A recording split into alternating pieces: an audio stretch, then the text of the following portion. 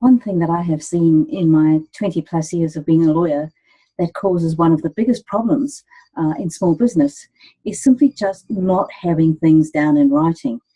The potential disaster that this causes is not usually so much to do with one person trying to cheat another person. I'm thinking of things like terms and conditions where perhaps somebody sends back something saying that it was faulty when it wasn't faulty and they just changed their minds, or a situation perhaps where there's business partners and one cheats the other one.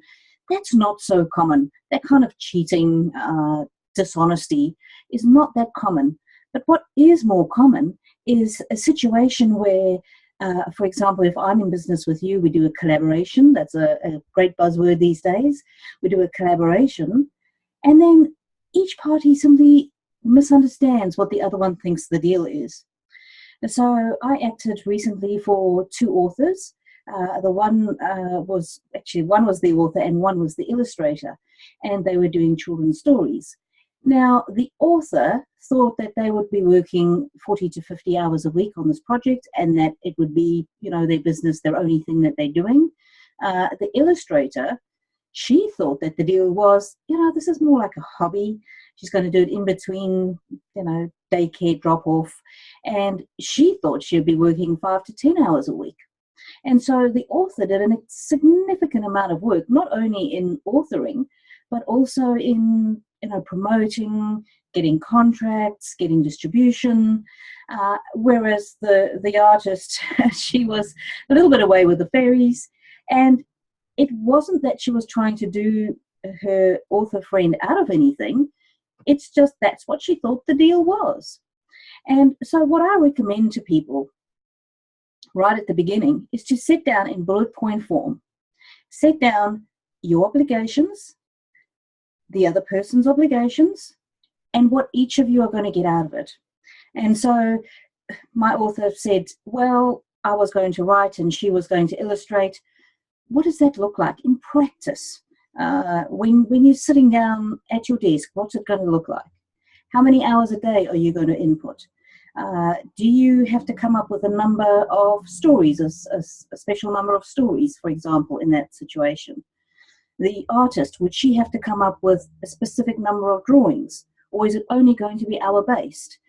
So you can translate that into your own business.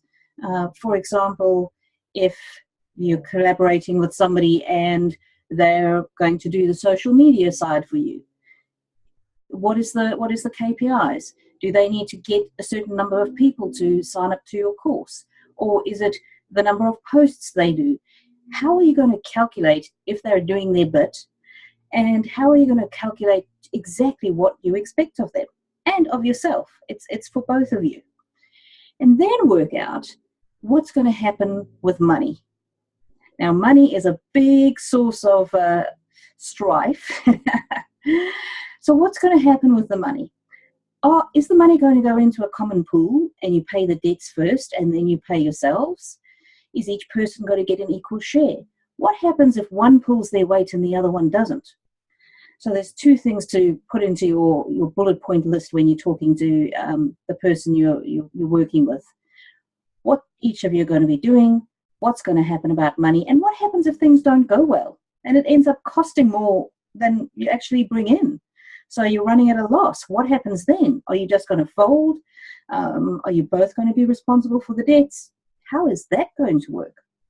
And then the third thing is what will happen if things go wrong.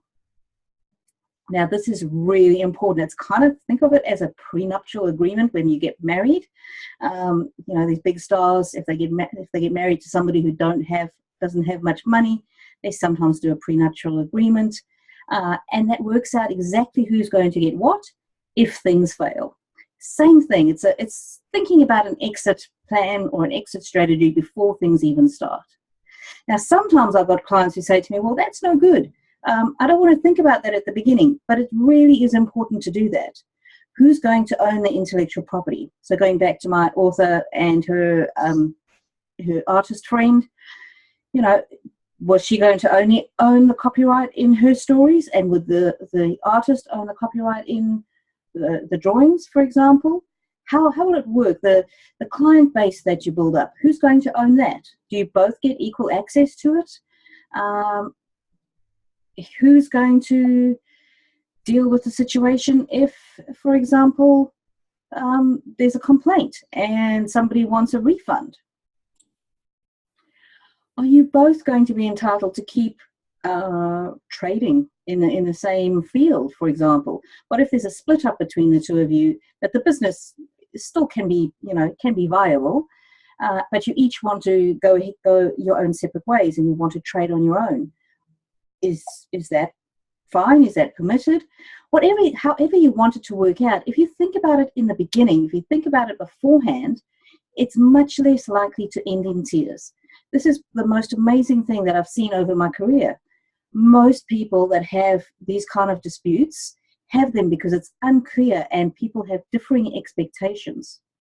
Now, that's a little bit different from when you've in your business and you need to have terms and conditions. And I will talk about terms and conditions in another module in this course. So when you're collaborating with people, really important, put it down in writing. And do you need to go to a lawyer? That people often ask me this.